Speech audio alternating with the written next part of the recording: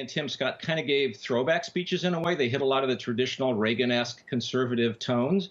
But a lot of the rest of the convention was in the populist nationalist channel, where Donald Trump has really moved most of the party. And in a way, that's the great question for Republicans going forward. It's the story that I chronicle in the book, is how the Republicans moved from Reagan conservatism to Trump nationalism and populism. And the question on the table now in this election and in the years ahead, regardless of what happens, is whether that's where the Republican Party and the conservative movement remain, or if they snap back to kind of what we all think of, or at least I think of, as a more traditional version of conservatism. You know, the title makes me wonder. It almost comes off as if it's written by an establishment conservative saying we should have seen it coming and almost shaking his head in dismay. Is that what you mean to convey by this? Or is it more of a, hey, we should have seen this coming. We should have seen these changes that are underway and be embracing them and kind of moving forward with this new party that Trump has identified?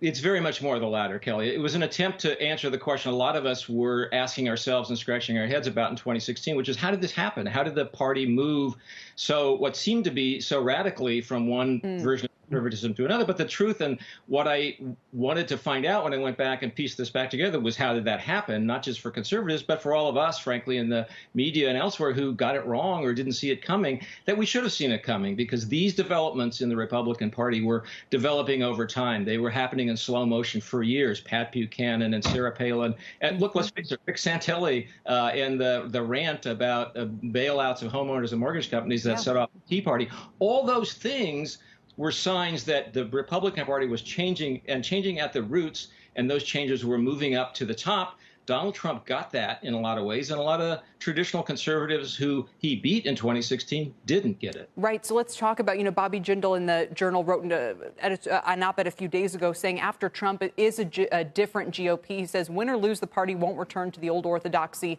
Populist ideas have put down deep roots. So it all sounds like it's kind of vindicating Trump's win and perhaps suggesting he can do it again, and that this coalition that he's identified is a lasting one.